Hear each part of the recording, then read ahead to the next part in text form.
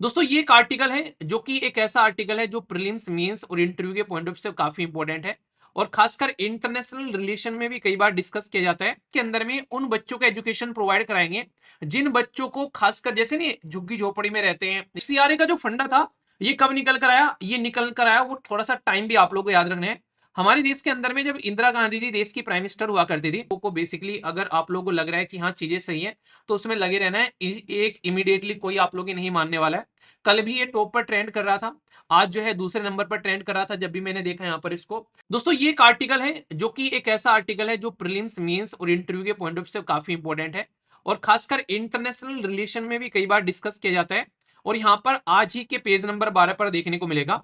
यहाँ पर बात की जा रही है 17 बेसिकली कई सारी ऐसी हमारे देश के अंदर में जो एनजीओ होती हैं तो गवर्नमेंट क्या करती है उनके जो एफसीआरए ये क्या है इसको यहाँ पर कई बार कैंसिल कर देती है या फिर इनको रिन्यू नहीं करती है। इसकी वजह से यहाँ पर ये सामने न्यूज में आते हैं कई बार। तो यहाँ पर अभी एफसीआरए के बारे में बात की जा रही है। एफसीआरए की हिस्ट्री बताऊंगा कैसे कैसे यहाँ तक पहुंचता है। कई बार इसको लेकर डिबेट और डिस्कशन होते हैं तो ये पूरी फुल फॉर्म क्या है वो सारी चीजें भी मैं आप लोगों से डिस्कस करूंगा, ठीक है। इंपॉर्टेंट होगा टॉपिक तो अच्छे से डिस्कस करते हुए चलेंगे। फीडबैक दे दिया करो जैसा भी आप लोगों को डिस्कशन लगता है। इतने सारे लोग आप लोग देखते हो वीडियो को, फीडबैक देने में क्यों आप लोग आलस करते हो हैं? आलस बहुत बड़ा दुर्गुण है, अगर सुबह भी आलस आए तो क्या जग सुंदर हो पाए हैं? तो आलस नहीं करना है, ठीक है ना। आइए अब बात करते हैं। तो यहाँ पर अगर मैं आप लोगों से बात करूं तो यहाँ पर पहले मैं आप लोगों को हिस्ट्री बताता हूँ। सरकार आखिर इन एनजीओ को क्यों यहाँ पर हटाती है आप लोगों को ये भी समझाता हूँ। आप लोगों को पहले उदाहरण के तौर पर बताता हूँ। अभी रिसेंटली क्या हुआ, बांग्लादेश के अंदर में शेख हसीना जी की गवर्नमेंट का तख्ता पलट किया गया। वहां पर काफी सारे लोगों के द्वारा, काफी सारी ऑर्गेनाइजेशन के द्वारा, काफी सारे अलग अलग कम्युनिटी के द्वारा प्रोटेस्ट किए गए। तो ये जो प्रोटेस्ट होते हैं किसी भी देश के अंदर में, इसमें कई बार एक्सटर्नल इन्फ्लुएंस आप लोगों को देखने को मिलता है। जैसे शेख हसीना जी ने साफ साफ बोला था कि यूएसए ने यहाँ पर इंटरफेयर किया है और उसकी वजह से यहाँ पर ये हरकतें देखने को मिल रही है। पाकिस्तान तो नॉर्मली मजे ले ही रहा था इस चीज के, पर लेकिन यूएसए भी यहाँ पर चाह रहा था कि बांग्लादेश के अंदर में ऐसी सरकार न रहे जो कि इंडिया को सपोर्ट करती यहाँ पर नजर आए। इंडिया के आसपास में अगर दिक्कत रहेंगी तो अपनी इंटरनल चीजों के साथ में जूझता रहेगा भारत। तो ये बातें देखने को मिली। तो इसके चलते यहाँ पर हमारे देश के अंदर पे ये आरोप क्यों लगाए गए, क्योंकि पिछले कुछ टाइम में हजारों हजारों ऐसे आप लोगों को देखने को मिलेगी, थाउजेंड्स ऑफ एनजीओ जो हैं हमारे देश के अंदर में जिनको एफसीआरए के जो रजिस्ट्रेशन थे या तो वो कैंसिल कर दिए गए हैं या फिर उनको रिन्यू नहीं किया गया है जब उनका रिन्यूअल करने का टाइम आया। आखिर ऐसा क्यों किया गया सरकार के द्वारा? ऐसा इसलिए किया गया क्योंकि हमारे देश के अंदर में कई बार जो प्रोटेस्ट हो रहे हैं तो उन प्रोटेस्ट को कराया जा रहा है। कई सारी और ऐसी सिचुएशन जो यहाँ पर इनके द्वारा की जा रही है जो कि हमारे देश के अंदर में माहौल को खराब करने की कोशिश की जा रही है। तो इसके चलते इन्होंने यहाँ पर उन पर्टिकुलर जो एनजीओ का आगे चलकर जो है रिन्यूअल नहीं किया लाइसेंस का, और उनके ऊपर में कई सारे प्रतिबंध भी लगाए। तो सारी चीजें मैं आप लोगों से डिस्कस करूंगा। ये प्रीलिम्स और मेंस दोनों के पॉइंट ऑफ से इंपॉर्टेंट है और इंटरव्यू पूछा जा सकता है। पर लेकिन कई बार यह भी माना जाता है कि ये जो एनजीओ है जिनको आप लोग नॉन गवर्नमेंटल ऑर्गेनाइजेशन बोलते हैं, एनजीओ मतलब मान लीजिए हम लोग सब मिलकर एक ग्रुप बना ले और हम लोग बोले कि यार ये पर्टिकुलर जो ग्रुप है इस ग्रुप में हम लोग क्या करेंगे, हमारे देश के अंदर में उन बच्चों को एजुकेशन प्रोवाइड कराएंगे जिन बच्चों को खासकर जैसे नहीं झुग्गी झोपड़ी में रहते हैं या फिर कुछ बच्चे ऐसे हैं जो कि जिनके पेरेंट जो हैं वो सड़कों पर बेसिकली एक तरीके से, कई बार आप लोगों ने देखा होगा कि सड़कों पर कई सारे जैसे फ्लाईओवर के नीचे या फिर कुछ इस तरीके से कंडीशन रहती है और फिर वो भीख मांगते हुए नजर आते हैं। तो उनको एजुकेशन प्रोवाइड कराएंगे। तो भाई एजुकेशन प्रोवाइड करानी है तो उनको बुक्स वगैरह भी देनी पड़ेगी, बैठने के लिए कुछ ना कुछ देखना पड़ेगा, कहीं पर कोई सिटिंग अरेंजमेंट करनी पड़ेगी। बेसिक कोई इंसान आएगा जाएगा उसका खर्चा भी लगेगा वहां पर, ठीक है। उनको कुछ खेल खिलौने भी ले जाके देने पड़ेंगे, कुछ ना कुछ तो फाइनेंशियल रिक्वायरमेंट पड़ेगी। तो कई बार ये एनजीओ इस तरीके से काम करती हुई नजर आती है कि ऐसी जगह एजुकेशन प्रोवाइड कराना, हेल्थ के लिए सर्विस को सपोर्ट प्रोवाइड कराना, तो बहुत सारी ऐसी चीजें हैं लोगों को जो गवर्नमेंट की स्कीम है उसके लिए अवेयरनेस प्रोवाइड कराना। तो इसलिए कई बार आप लोगों को देखने को मिलता है, ठीक है। तो कहीं ना कहीं ये चीजें आप लोग यहाँ पर ध्यान रखना। तो पर लेकिन कई बार इन एनजीओ का गलत इस्तेमाल किया जाता है कि है जैसे नहीं कि मेरी शक्तियों का गलत इस्तेमाल हो रहा है। तो इनका गलत इस्तेमाल क्या होता है, मान लीजिए सरकार ने कुछ बोला और यहाँ पर ये एनजीओ जो है ये यूएसए की है, हमारे देश के अंदर में रजिस्टर है। भाई ये क्या करेंगे, उसको प्रोटेस्ट करवाने स्टार्ट कर देंगे, कई सारे प्रोटेस्ट को सपोर्ट करते हुए नजर आते हैं सरकार के खिलाफ, सरकार की नीतियों को क्रिटिसाइज करते हुए यहाँ पर नजर आते हैं, सरकार की टांग खींचते हुए नजर आते हैं बिना किसी बात के। तो कई बार कई सारे देश में जो तख्ता पलट दिया जाता है वो ये एनजीओ कई बार रोल प्ले करती हुई नजर आती है यहाँ पर। तो इसलिए यहाँ पर इनके ऊपर में कंट्रोल रखना बहुत जरूरी है। क्योंकि हमारा देश हमारी वजह से बर्बाद होए तो हम एक्सेप्ट करेंगे, पर हमारे देश को कोई और बर्बाद करने लगे आके, भाई ये कतई बर्दाश्त नहीं होगा। मतलब हम लोग भाई हैं, लड़कर अपने आप मर जाएंगे बर्दाश्त है, पर कोई दूसरा अगर गोली मार दे बाहर से और हरकतें करे तो वो एक्सेप्ट नहीं करेंगे। भाई हमारी जिंदगी हम जैसे डिसाइड करेंगे वैसे जिएंगे। तो ये आप लोगों को समझना है, ठीक है। तो एफसीआरए का जो फंडा था, ये कब निकल कर आया, ये निकल कर आया, वो थोड़ा सा टाइम भी आप लोगों को याद रखना है। हमारे देश के अंदर में जब इंदिरा गांधी जी देश की प्राइम मिनिस्टर हुआ करती थी, तो 1975 से लेके 1977 तक का हमारे देश के अंदर में आपातकाल यानी कि इमरजेंसी लगाई गई। तो उसी इमरजेंसी के ड्यूरेशन में यहाँ पर इन एनजीओ को ठिकाने लगाने के लिए इंदिरा गांधी जी ने यहाँ पर 1976 में इंट्रोड्यूस किया ये कि फॉरेन से जो हमारे देश के अंदर में फंड आ रहा है, क्योंकि नाम क्या है, फॉरेन कंट्रीब्यूशन रेगुलेशन एक्ट, यानी कि फॉरेन से जो कंट्रीब्यूशन आ रहा है उसको रेगुलेट करना इस तरीके से कि जिस पर्पज के लिए वो फंड आ रहा है उसी पर्पज के लिए यूटिलाइजेशन होना चाहिए। ऐसा नहीं कि एजुकेशन के लिए आ रहा है और भाई साहब यहाँ पर बच्चों को प्रोटेस्ट कराने के लिए इस्तेमाल कर रहे हैं, तो ऐसा नहीं होना चाहिए। ठीक है, पता चला फालतू में बच्चों को भड़काया जा रहा है, ठीक है, तो वो चीजें नहीं होनी चाहिए। तो यहाँ पर इस तरीके से आप लोग समझ सकते हैं, हेल्थ के लिए आ रहा है तो हेल्थ के लिए आना चाहिए, ऐसा नहीं कि हेल्थ को लेकर यहाँ पर नेगेटिव माहौल देश के अंदर में बनाया जा रहा है। तो ये चीजें आप लोग ध्यान रखनी है, ठीक है। प्रोटेस्ट से मुझे एक चीज और याद आ गई, वैसे मैं उसको लगा के लेके आया था। देखो सरकार जो है आप लोग की जेन्युइन मांग है तो उसको कंटिन्यू रखना है, उसको आप लोगों को बेसिकली अगर आप लोगों को लग रहा है कि हाँ चीजें सही है तो उसमें लगे रहना है। एक इमीडिएटली कोई आप लोग की नहीं मानने वाला है। कल भी ये टॉप पर ट्रेंड कर रहा था, आज जो है दूसरे नंबर पर ट्रेंड कर रहा था जब भी मैंने देखा यहाँ पर इसको। तो ये आप लोगों को थोड़ा सा लगा रहना पड़ेगा। तो अपना खाना पीना थोड़ा सा अपना ध्यान रखिएगा अगर कहीं पर भी है। कई सारी जो लड़कियां हैं वो भी मैं देख रहा था यहाँ पर, वो भी प्रोटेस्ट में काफी अच्छे से पार्टिसिपेट कर रही हैं। पर लेकिन थोड़ा सा अपनी सेफ्टी और सिक्योरिटी का भी ध्यान आप लोगों को रखते हुए चलना है। थोड़ा सा लॉन्ग टर्म पॉइंट ऑफ से चीजें करनी पड़ेंगी। ये कोई ऐसा नहीं है कि सरकार आप लोगों के लिए अभी मान जाएगी, क्यों, क्योंकि ना तो आसपास में कोई इलेक्शन है अभी आप लोगों के लिए कि जिसे सरकार इमीडिएटली मान जाएगी। तो ये चीज आप लोग यहाँ पर समझ सकते हैं। तो इसलिए थोड़ा सा अपनी चीजों को उसी हिसाब से आप लोगों को लेकर चलना है, क्योंकि जेन्युइन चीजें हैं, जेन्युइन मांग है, कोई गलत मांग है नहीं है। और खुद सारा सिस्टम जो है, खासकर अगर मैं बात करूं, ये आप लोग के उस तरीके से चीजों को जो रिएक्ट कर रहा है, तो ये एक तरीके से ये एक नेचर है, ठीक है, क्योंकि उनको दिख नहीं रहा है कि हाँ उनको तो अपना काम निपटाना है। पर लेकिन आप लोग अगर अभी इसको एक्सेप्ट कर लोगे तो ये जिंदगी भर के लिए फाइनल हो जाएगा। जब चाहेंगे इसको उसी तरीके से करेंगे, और नॉर्मलाइजेशन एक बार स्टार्ट हो गया तो अंदर क्या क्या उसमें चेंजेस किए जा सकते हैं आप लोगों को कभी पता भी नहीं चलेगा। तो इसलिए नॉर्मलाइजेशन बड़ी ही गलत चीज है अगर पर्सनली देखा जाए तो किसी भी एग्जामिनेशन सिस्टम के लिए। तो ये होना नहीं चाहिए, पर लेकिन इसको फॉलो किया जाता है। कई बार आप लोग इसको देखते हुए नजर आते हैं, ठीक है। तो इसलिए इसके लिए थोड़ा सा आप लोग अपने आप को उस तरीके से लेकर चल रहे हैं कि हाँ ये लंबा थोड़ा सा खींच सकता है, तो उसके लिए तैयार रहना आप लोग, ठीक है ना। अगर बात की जाए यहाँ पर, तो इस तरीके से कई सारी जो एनजीओ हैं अगर कुछ ऐसा काम करती नजर आते हैं तो उसको रोकने के लिए तो टाइम टू टाइम यहाँ पर इसके अंदर में चेंज किए गए। 1984 के अंदर में यहाँ पर नॉन प्रॉफिट जो भी यहाँ पर एक तरीके से एनजीओ थी उनको रजिस्टर करने की बात की जाए, बिफोर डोनेशन लेने, कोई भी डोनेशन लेने से पहले रजिस्टर करना पड़ेगा। पहले तो यहाँ पर इंट्रोड्यूस किया गया कि किस तरीके से यहाँ पर इनको ट्रैक करना है कि कहाँ कहाँ से फंड आ रहा है और कहाँ कहाँ पर ये इन्फ्लुएंस दिखा रहे हैं। फिर यहाँ पर बोला गया कि फंड कहाँ से लेकर आ रहे हैं। तो भाई अगर आप लोगों को लेना भी है तो आप लोगों को रजिस्टर करना पड़ेगा। और सबसे मेन जो डेवलपमेंट हुआ जो लंबे समय तक चला वो हुआ 2010 में। 2010 के अंदर में यहां पर प्रॉपर रिपील करके एक नया एक्ट लेकर आया गया जिसको बोला गया यहां पर foreign contribution and regulation act 2010, जिसने प्रॉपर रेगुलेट करना स्टार्ट कर दिया चीजों को, जो कि यहां पर गाइडलाइन भी लेकर आया कि कैसे कैसे फॉरेन का कंट्रीब्यूशन देश के अंदर में आना चाहिए और स्पेसिफिकली कैसे उसको हम लोग को लेकर चलना है आगे। इसके अंदर में कई सारी चीजें की गई यहाँ पर। एक तो देखो टाइम टू टाइम क्या क्या चेंज किए गए। पहले ये था कि मान लीजिए बाहर से 100 रुपए आप लोगों के पास में आ रहे हैं तो 100 के 100 रुपए जो है वो आप लोग अपने हिसाब से उनको यूटिलाइज कर सकते हैं। फिर ये बोल दिया गया कि भाई ये क्या करते थे, मान लीजिए इनको यहाँ पर आज की डेट में जो पेड़ पौधे लगाने के लिए मुहिम चलानी है वहां पर लोग बच्चों को यूज करना है कि चलो पेड़ पौधे लगाते हैं, उनको लेके जाना है। पेड़ पौधे नहीं लगा रहे, उसकी पार्टियां चल रही हैं भाई साहब, वहां पर पेड़ पौधे लगी नहीं रहे। तो बोल रहे हैं कि क्या हो गया, एडमिनिस्ट्रेशन में खर्चा हो गया हमारी एनजीओ को चलाने में। तो ये हरकतें चल रही हैं। तो बोल दिया 50% foreign contribution could be use for the administrative expense, ठीक है। और यहाँ पर बाकी का जो बचा हुआ है वो आप लोग को यहाँ पर यूज करना पड़ेगा जिस सिस्टम के लिए आप लोग इसको लेकर आ रहे हैं।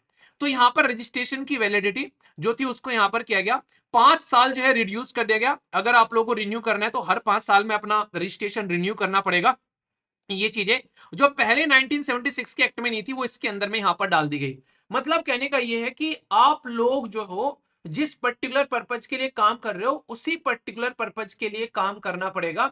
ये नहीं कि भाई साहब एनजीओ के नाम पर मैक्सिमम आज के डेट में आप लोगों को देखने को मिलेगी, जितनी भी एनजीओ हैं अभी आज की डेट में, वो सारी की सारी अलग लेवल पर काम करती नजर आती हैं। ठीक है, इसीलिए यहाँ पर मतलब कुछ ना कुछ उल्टे सीधे, एक तो टैक्स बचाने का तरीका ढूंढ लिया एनजीओ खोलकर।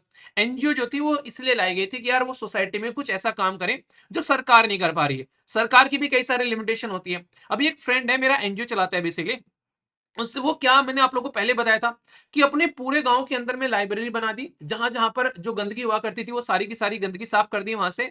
आज की डेट में प्रधान से ज्यादा जो है उसको अप्रिशिएट करते हैं, तो प्रधान भी गांव में चिढ़ने लगा था। ठीक है, तो उसने अपनी एनजीओ रजिस्टर करा रखी है। सारे गांव के जो बच्चे थे उनको इकट्ठा किया, उनको बोला कि यार जिसके पास में बुक्स है वो अपनी बुक्स लेकर आओ पुरानी, उनको वहां पर रख लिया। अपने 4-5 दोस्त हैं, उन्होंने मिलकर वो एनजीओ स्टार्ट की थी यहाँ पर, जो सारे के सारे जॉब कर रहे हैं, तो किसी से पैसा भी नहीं लेना, अपने आप कंट्रीब्यूट करके अपने हिसाब से काम करने लगे। तो चीजें उन्होंने स्टार्ट कर ली इस तरीके से। तो मतलब कहने का ये है कि आज की डेट में ये जो काम है, किसी का मन करता है कि यार हाँ अपनी जिंदगी में कुछ अच्छा करना चाहिए, तो उसके हिसाब से ये बनाई गई थी। तो यहाँ पर लेकिन इसका गलत इस्तेमाल होने लगा। और अभी फिलहाल के टाइम पर एक चीज याद रखना, ये 2020 के अमेंडमेंट में है। देखो मैं आप लोगों को एक चीज बता दूं, जैसे आप लोगों को पता है उड़ान स्कीम है वो अगले 10 सालों के लिए एक्सटेंड कर दी गई है। ठीक है, इसी के साथ में मैंने आप लोगों को बताया था मुद्रा स्कीम जो है, जो यहाँ पर प्रधानमंत्री जो मुद्रा योजना थी, उसके अंदर में यहाँ पर 10 लाख हुआ करता था, तरुण के लिए 20 लाख बढ़ा दिया। ठीक है, तो इस तरीके से कई सारे चेंज किए जाते हैं टाइम टू टाइम। तो वो आप लोग याद रखा करो, छोटे छोटे से उनसे डायरेक्ट क्वेश्चन बन जाते हैं। आप लोगों को पुराना डेटा रहता है, अपडेटेड आप लोग रहते नहीं हो, तो क्वेश्चन गलत कर देते हो। ऐसे ही ये जो पुराना था अभी आप लोगों ने पढ़ लिया कि भाई वीर भाई ने बताया था कि 50% है, आप लोग के माइंड में छप गया, बस इतना सुनकर चले गए, पूरा लेक्चर सुना नहीं। उसके बाद में क्या होगा, उसके बाद में क्वेश्चन गलत हो जाएगा, क्योंकि 2020 के अंदर में जो ये 50% था कि एडमिनिस्ट्रेटिव खर्चों के लिए आप लोग इसको यूज करोगे, इस 50% को भी घटाकर 20% कर दिया। मतलब कहने का यह है कि अगर यहां पर बोला गया कि बच्चों को एजुकेशन प्रोवाइड करानी है, झुग्गी झोपड़ी वाले बच्चों को, और यहां पर उसके लिए हमारे पास में किसी ने कंट्रीब्यूशन दे दिया हम लोग को कि 1 लाख रुपए का कंट्रीब्यूशन दे दिया कि लो भाई साहब तुम पढ़ाई के लिए इनको सारी चीजें प्रोवाइड करा देना। अब 1 लाख रुपए में से 20,000 रुपए कैसे यूज करोगे आप लोग? जैसे मान लीजिए आप लोग यहाँ पर एक महीने में 1 लाख रुपए खर्च करने हैं, तो भाई आप लोग आओगे जाओगे, किराया भी लगेगा। ठीक है, थोड़ा बहुत आप लोग बाहर रहोगे तो आप लोग को भी अपना बेसिकली लंच वगैरह आप लोग को लेना पड़ेगा। तो बहुत सारी ऐसी चीजें होंगी, तो इसको एडमिनिस्ट्रेटिव एक्सपेंस बोल देते हैं। तो ये जो एडमिनिस्ट्रेटिव एक्सपेंस है उसमें 20% ही खर्च करोगे, 80% आप लोग खर्चा करोगे उन बच्चों को किताब देने में, उन बच्चों को ड्रेस देने में, उन बच्चों की सिटिंग अरेंजमेंट कराने में, या कहीं पर बैठकर उनको पढ़ाने के लिए कोई स्पेस आप लोगों ने ले लिया है रेंट पर, तो उसका रेंट पे करने में। तो इस तरीके से 80% उसके कोज में जाना चाहिए, ओनली 20% आप लोग यहाँ पर इसको इस्तेमाल कर सकते हो। तो ये आप लोग ध्यान से देखो कि टाइम टू टाइम जो है उस चीज को टाइट किया जा रहा है, जो चीज ढीली छोड़ी गई थी, मतलब उसको जो इतना लिबर्टी दे रखी थी, जा सिमरन जी ले अपनी जिंदगी, तो सिमरन की जिंदगी अब कंडीशन पे जीवाएंगे भाई, क्योंकि सिमरन ने तो अथी उतार के रख दिया, सिमरन ने तो नाक में दम कर दिया। तो यहाँ पर सिमरन को बोला कि सिमरन तो हमारे हिसाब से चल। ठीक है, तो यहाँ पर ये चीजें आप लोगों को देखने को मिलेगी। तो ये 5 साल में अपना रजिस्ट्रेशन करवाना है, ये सारी चीजें आप लोगों को देखने को मिल रही है। साथ ही साथ में कंडीशन ऐसी भी लगा दी इसके अंदर में कि आप लोगों को अपना अकाउंट खोलना पड़ेगा, और वो अकाउंट भी दिल्ली के अंदर में एक ब्रांच में आप लोगों को देखने को मिलेगा, उसी ब्रांच में आप लोग को अपना अकाउंट खोलना है। मतलब भारत के अंदर में जितनी भी एनजीओ होंगी, वो दिल्ली के अंदर में एक बैंक है, उसकी एसबीआई ब्रांच है, सारी की सारी चीजें जो है आप लोग को वहीं पर ही जाकर करनी पड़ेगी। और क्या क्या चेंजेस किए गए ताकि चीजों को सिस्टमेटिक वे में कंट्रोल किया जा सके और ये गलत इस्तेमाल न करती हुई नजर आए, उसमें यहां पर इनके द्वारा जो फंड ट्रांसफर किया जा रहा है, ठीक है, तो प्रोविजन किया गया फंड को ट्रांसफर करने के लिए कि भाई जिस पर्पज के लिए इस्तेमाल कर रहे हो वही कर रहे हैं। दूसरा, डायरेक्ट और सिंगल बैंक यहां पर कर दिया। मैंने बोला एसबीआई की ब्रांच है न्यू दिल्ली, बस उसी में अकाउंट खुलवा सकते हैं, और ये प्रीलिम्स के अंदर में क्वेश्चन पूछा गया। ठीक है, शेयर करना इंफॉर्मेशन के बारे में बात की गई कि किस बैंक में कैसे कैसे चल रहा है, कैसे चीजें चल रही है, फॉरेन से कितना रेमिटेंस आ रहा है, सारी इंफॉर्मेशन शेयर करनी है। आधार कार्ड मैंडेटरी बना दिया यहाँ पर। इसी के साथ में एडमिनिस्ट्रेटिव जो था मैंने बताया ना अभी 50 था, 50 से घटाकर 20 कर दिया, 2020 का अमेंडमेंट किया गया। तो इतने सारे चेंजेस यहां पर देखने को मिलने लगे। जब किसी इंसान को, देखो एक बात मैं आप लोगों को बताता हूं, ये चीज आप लोग थोड़ा सा मतलब पर्सनल हो जाएगी, हालांकि ये इस तरीके सजेशन मुझे देने नहीं चाहिए, क्योंकि मुझे इसके लिए कई बार उल्टी सीधी कमेंट भी देखने मिलते हैं कई। मतलब क्या होता है, आप लोग कभी भी किसी भी रिलेशनशिप में जाते हो ना, या फिर आप लोग किसी जैसे किसी के साथ में दोस्ती आप लोग कर रहे हो, ठीक है, तो यहाँ पर एक चीज ध्यान रखो, अपना नेचर जो है ना उसको मेंटेन करके रखो। आप लोग क्या करते हो, कई बार किसी नई नई चीजों को ट्राई करते हो, कुछ अपना उसमें इतना घुस जाते हो ना, आप लोग 100% टाइम उसमें दे देते हो उस टाइम पर, ठीक है।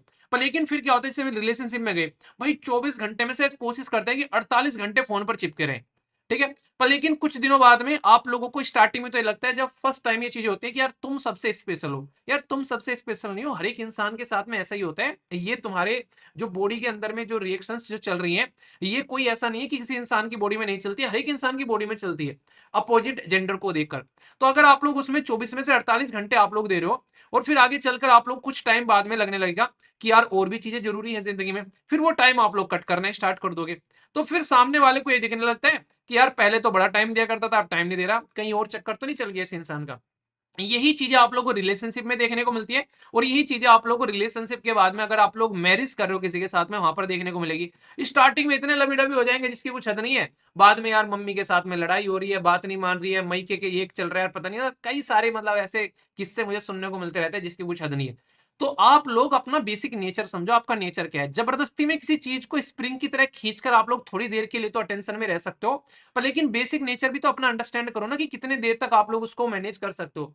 तो यही चीजें होती है। तो पहले तो आप लोगों ने बहुत सारी चीजें यहाँ पर फ्रीडम दे दी इनको, सारी की सारी, फिर तुम उनको कसते जा रहे हो। अगर स्टार्टिंग में ही कस देते और बाद में रिलैक्स करते रहते तो ज्यादा अच्छा रहता है। इंसान को लगता है पहले तो बड़ा खड़ूस टाइप का था, अब थोड़ा सा मतलब लबीडबी टाइप का होता जा रहा है। तो वो चीजें क्या होती है, उससे इंसान को अच्छा भी लगता है।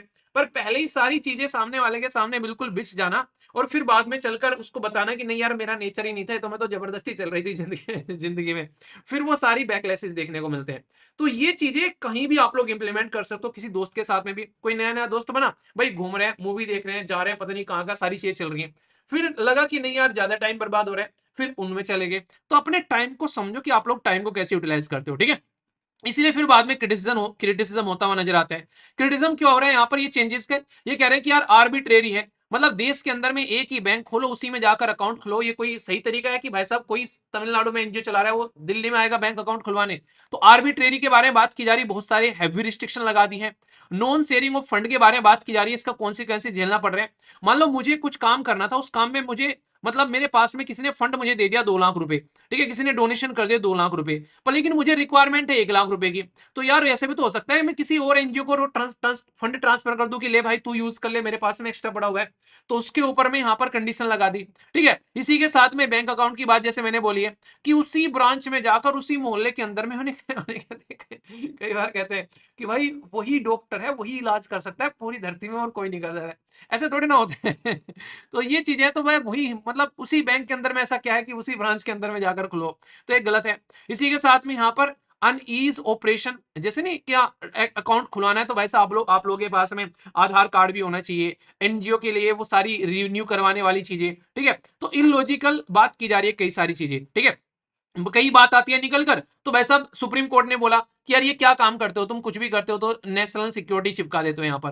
तो नेशनल सिक्योरिटी हर जगह हर रीजन के लिए विदाउट एनी जस्टिफिकेशन आप लोग चिपका नहीं सकते। यानी जब उसमें यहाँ पर खासकर जहाँ 4 धाम की यात्रा करते हैं, वहां पर बड़ा हाईवे बनाने की बात की जा रही है, ठीक है। तो वहां पर बड़ा हाईवे बनाने की बात की जा रही है, लोगों ने प्रोटेस्ट किया ग्राउंड लेवल पर कि यार इतना लैंडस्लाइड होता है, इतनी सारी दिक्कत होती है, कल को दिक्कत होती नजर आएगी। तो सरकार ने बोला नेशनल सिक्योरिटी के लिए कर रहे हैं। सुप्रीम कोर्ट ने फिर बोला यार तुम हर जगह नेशनल सिक्योरिटी चिपकाते हो यार, ठीक है, इंटरनेट शट डाउन कर दिया, नेशनल सिक्योरिटी, मतलब यार तुमने तो ये बिल्कुल ही मतलब नाक में दम कर रखा है, हर जगह नेशनल सिक्योरिटी चिपकाते रहते हो, ठीक है। पैगासस वायरसेस में भी तुमने नेशनल सिक्योरिटी चिपका के सबके फोन ट्रैप कर लिए।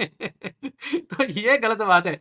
तो इसके चलते तो यहाँ पर भी यही बात की नेशनल सिक्योरिटी, यार कोई अच्छा काम कर रहे हो तुम उसको भी रोक रहे हो, तुम गलत काम कर रहे हो अगर वो तुम्हारे खिलाफ क्रिटिसिज्म कर रहा है तो तुम यहाँ पर नेशनल सिक्योरिटी चिपका रहे हो। ना मुन्ना ना, ये तो गलत बात है यार, ठीक है, ये नहीं होता, हम नहीं खेलते। तो ये वाली बातें देखने को मिलती है आप लोगों को, ठीक है। तो इसलिए इसके बारे में समझना। और ये सारे काम करता कौन है, अगर क्वेश्चन पूछे आप लोगों से, फॉरेन कंट्रीब्यूशन रेगुलेशन एक्ट को मैनेज करने वाली मिनिस्ट्री कौन सी है, तो पहला ही ऑप्शन है मिनिस्ट्री ऑफ फाइनेंस, पैसों की बात करिए फाइनेंस ही होगी। मिनिस्ट्री ऑफ होम अफेयर, या मिनिस्ट्री ऑफ कोऑपरेटिव अफेयर, या मिनिस्ट्री ऑफ कोऑपरेशन, कौन सी आप लोगों को देखने को मिलती है? तो यहाँ पर याद रखना ये मिनिस्ट्री ऑफ होम अफेयर के अंदर में सारे कांड होते हैं, ठीक है। तो इसके बारे में ये बेसिक इन्फॉर्मेशन है जो कि आप लोगों को यहाँ पर याद रखनी है। तो कोई भी डाउट नहीं होना चाहिए, पूरा का पूरा टॉपिक मैंने प्रीलिम्स और मेंस के पॉइंट ऑफ से बता दे कि क्यों क्यों क्रिटिसिज्म हो रहे हैं, क्योंकि लिखने के लिए यही आता है कि भाई साहब बता दो क्यों क्रिटिसिज्म हो रहे हैं यहाँ पर, कौन से रिस्ट्रिक्टिव चेंज किए गए यहाँ पर, इसकी हिस्ट्री कहाँ से निकल कर आ रही है तो वो हिस्ट्री समझा दी, अमेंडमेंट कौन सा किया गया है वो भी मैंने आप लोगों को बता दिया। तो एक एक पॉइंट आप लोगों के माइंड में अब क्लियर हो गया, आगे से भी क्वेश्चन बने, क्योंकि ये ऐसे टॉपिक होते हैं एवरग्रीन टाइप के। ठीक है, अभी मैं आप लोगों को एक टॉपिक और पढ़ाऊंगा, अभी उसमें बात करूंगा किसके बारे में, इन्फ्लेशन के बारे में। ठीक है, तो कुछ ऐसे टॉपिक होते हैं, अगर आप लोगों को एक इंटरेस्टिंग चीज बताऊं, कई बार ना कई सारे बच्चे करते हैं सर रिवीजन कैसे करें, रिवीजन कैसे करें। अगर रेगुलरली आप लोग अपना जो पैटर्न फॉलो कर रहे हो ना, अगर वो भी फॉलो करते रहोगे, बहुत सारा रिवीजन तो आप लोग का वैसे ही हो जाएगा। मैं आप लोगों को बताऊं, ये चीज आप लोगों को ये चीज देखो, आप लोग टेस्ट सीरीज लगा रहे हो, आप लोगों ने एक टेस्ट लगा लिया, उस टेस्ट के अंदर में 100 क्वेश्चन थे, एक क्वेश्चन के अंदर मान लीजिए 2 3 या फिर 4 स्टेटमेंट थी, तो अगर मोटे मोटे तौर पर भी लगाऊं तो आप लोगों ने 300 स्टेटमेंट पढ़ ली। अब ये 300 स्टेटमेंट पढ़कर आप लोगों ने प्रैक्टिस कर ली अच्छे से। अब दूसरा क्वेश्चन जब आप लोग अटेम्प्ट करने जाओगे, उसमें भी लगभग 300 साढ़े 300 स्टेटमेंट देखने को मिलेगी। अब आप लोग तीसरा क्वेश्चन पेपर लगाओगे, उसमें भी 300 साढ़े 300 स्टेटमेंट देखने को मिलेगी। अगर आप लोग इसी तरीके से 10 क्वेश्चन आप लोग लगा लोगे, 10 टेस्ट आप लोग लगा लोगे, तो मैं आप लोग को बता दूं, आप लोग 10 टेस्ट के बाद में फील करने स्टार्ट कर दोगे कि 5 से 10% क्वेश्चन जो है वो, ये स्टेटमेंट जो है वो रिपीट होना स्टार्ट हो चुकी है। अगर आप लोग 20 पेपर लगा लोगे तो आप लोग को ये लगने लगेगा कि हाँ लगभग 20 से 30% चीजें जो हैं वो रिपीट होना स्टार्ट हो चुकी है। अगर आप लोग 30 लगा लोगे तो ये चीजें बढ़ती चली जाती है। इसीलिए कहते हैं कि जितनी ज्यादा क्वेश्चन प्रैक्टिस आप लोग कर लोगे, उतना ही ज्यादा रिवीजन आप लोग का क्वेश्चन पेपर के थ्रू होता चला जाएगा। और ये इस दुनिया की तो छोड़ो, इस ब्रह्मांड की सबसे बेस्ट स्ट्रेटजी है जो रिवीजन करने के लिए अगर आप लोग अप्लाई करना चाहते हैं। मतलब मुझे पर्सनली मैं कह रहा हूं कि जो प्रीलिम्स निकला है या फिर जो भी मैंने पेपर दिए हैं, जितने भी पेपर मेरे निकले हैं, वो सारे के सारे में मैंने ये स्ट्रेटजी फॉलो की है। अपना टेस्ट प्रैक्टिस करो, अपना टेस्ट लग रहा है 2 घंटे के अंदर में, फिर लग बैठ के अलग से उसको 3 से 4 घंटे तो मिनिमम देने हैं, 6 से 8 भी लग जाए तो कोई दिक्कत नहीं है स्टार्टिंग में। ठीक है, एक दिन भी लग जाए कोई दिक्कत नहीं है, स्टार्टिंग में बिल्कुल फाउंडेशन बेकार है, पर लेकिन इसी तरीके से आप लोग को इसको लेकर चलना है, तो फिर देखना आप लोगों को मजा आएगा इस चीज को करने में भी, और इंजॉय करोगे आप लोग इसको। ठीक है, तो मैं आशा करता हूँ समझ में आ गया।